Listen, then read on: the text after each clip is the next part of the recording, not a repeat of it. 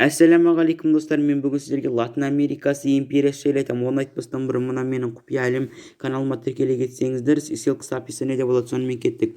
17 ғасырдың бірінші жартысында испан және португал басқыншылары келгенге дейін Латын Америкасының қарапайым үндіс өркениеттері өмір сүрді. Олардың аса дамығандарында таза феодалдық қоғам ұқсас қарым-қатынастар қалыптаса бастаған еді. Ал кей жерлерде құлдық элементтер де сақталған болатын. Латын Америкасы үндістері материалдық мәдениеті олардың жалпы өркениетін қарағанда жедел дамып отырды.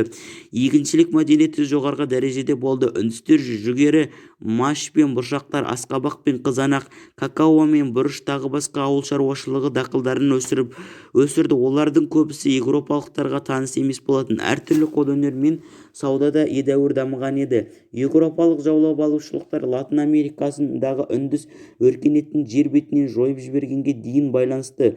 Қазір олардың тарихы туралы қолдана беретін мәліметтер аса мардымсыз. Осы өркениеттердің ең күштісі дамыған, көбірек шығынға ұшырауы, тіпті мүлдем жойылып кетулері мүмкін. Археологтар мен басқа да зерттеушілердің мәліметтері бойынша майя және асенттік тайпаларының орталық Америкадан және инк тайпасы оңтүстік Американың батысына үндістердің мәдениеті жоғарғы дәрежеде болды. Олардың құрған қоғамдарында сәулеті мен мүсін өнері кескіндеме жоғарғы дәрежеде болатын. Математика және астрономия дамыған.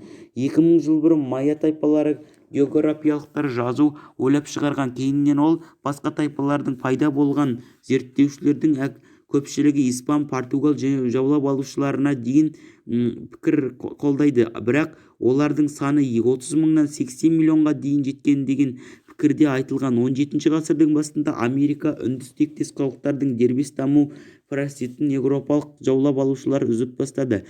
Үндістанның, Қытайдың және шығыстағы басқа да елдердің қисапсыз байланыстарына апаратын жаңа жолдар іздесу мақсатымен еуропалық теңіз экспедициялары Америкаға жағалауларына келіп жетті. Оның байлықтарының азиялық байлықтардан еш кемдігі жоқ екенін белгілі бола салысымен, құрлыққа испан және португал конкиста талдары испаншылдық аударғанда жаулап алушылар ұмтылды. Олар бір тайпаның қырып жүрсе екіншілерімен одақ құра жасады. Мысалы, 1521 жылы испандықтардың Ирана Кортес бастаған отрядты басқа үндіс тайпаларының көмегімен ассенттерді қырып салды. Қазіргі Мексика территориясын жаулап алып, конкистадорлар оңтүстік қарай ілгерілей берді. Оңтүстік Америка испандықтар инктердің қазіргі Перу, Эквадор, Боливия, Чили мен өркениеттерін талқандады. Инк билеушісі Антоплион тұтқынға түсіріп, 1532 жылы испан конкистадоры Франсиско Писаро ол үшін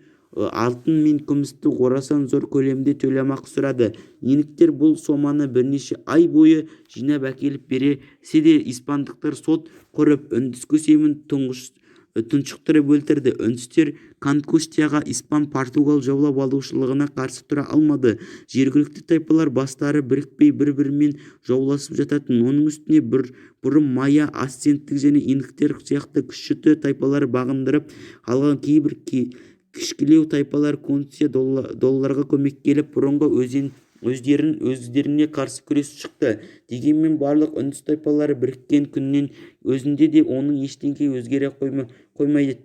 Тек отаршылдарға қарсылық күштері болып ұзаққа созылар еді. Мәселен, төрткіні үндістер зеңбіректер мен мүшіріктер болған жоқ. Жаулап алушылардың айлакерлік арамзалықтары да оларға жат болды. Ал соғыс стратегиясы оларға нағыз қарапайым сен оның тиісі ал мен оның қолына деген дәрежеге болды. 1540 жылы Латын Америкасының отарлануына бастапқы кезеңі аяқталды. Ең бай жерлерді испандықтар басып алды. Португалықтар қазіргі Бразилия аймағын иемденді. Ол жақтан көбіне құрылыстың пайдаланып Пау-Бралия елінің аты осындай шықты деп аталады. Ағаш тасталды. Америка отарлау күресіне Англия, Франция және де Голландия белсенділері араласты. Бірақ алғашында олардың табыстары тек Вест Индияның әртүрлі аралдарының басып алуымен шектеліп отырды.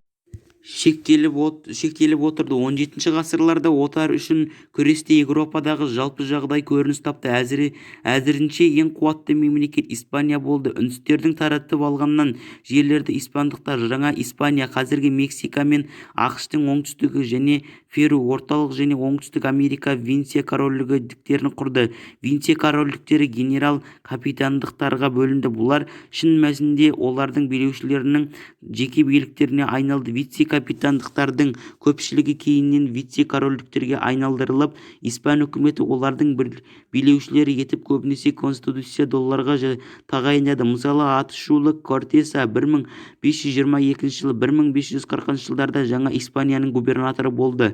Испандықтар мен португалдықтардың отарлары дінбасылар мен монархтарды әкеліп үндістерге күштеп католик дінін қабылдатып, олардың шіркеулері мен монастырларын салуға міндеттеді. Испан-португал ақсүйектерінің бірге дінбасылар отарлардың билеуші тобына айналды. Осы мезгілде көптеген священниктер үндістердің білім алуына жәрдемдесті. Олардың конкистадорларының іс жүзінде құлға айналдырылуына қарсы шықты. Сондықтан да Латын Америкасындағы үндістердің христиандарға айналдырылуы және оның іске асыру түрлері қайшылықтарға толы процесстік болды. Сол себепті оған барлық жағынан жағымсыз баға беру әділеттілігі болмас еді. Латын Америкадағы отарларға католик шіркеуінің ықпалымен өзіндік ерекшеліктері бар жергілікті қоғам қалыптаса бастады. Оның мүшелері өздерін латын америкалықтарымыз деп сезінді. Бұл қоғамның көпшілігі креолдар, испандықтар, португалдықтар, конкистадорлар мен қоныстанушылардың ұрпақтарынан құралды. Олардың кейбіреулерінің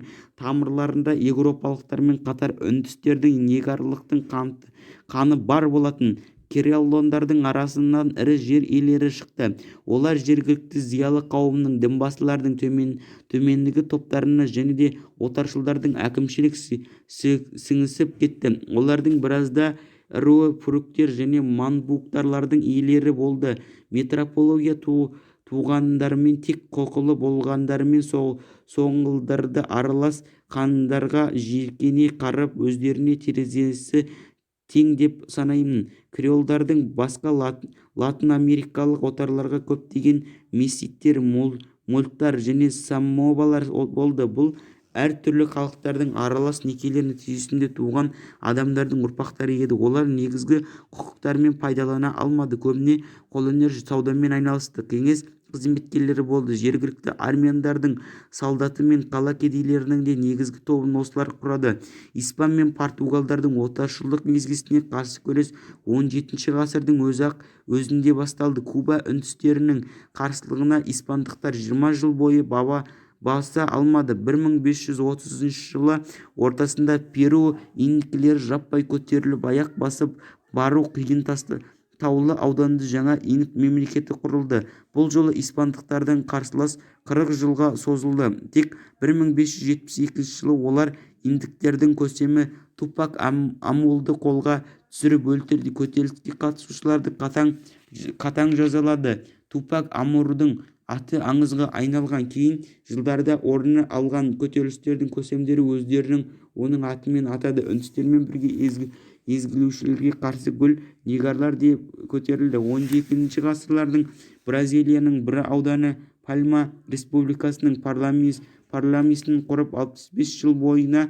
1630-дан 1695 жылға дейін отаршылдыққа қарсы төтеп берді. Ақырында португалдықтар көтерілісшілерге қарсы бүтіндей бір армия аттандырды. Көтерілісшілердің аянбастан қарсы көрсетті, бірақ күш тең емес еді. Негрлар республикасы ақыры қорғаушыларды жаулап, қолынан азаппен өлгендер көлмей, өздері биік жардан терең құзға тастады.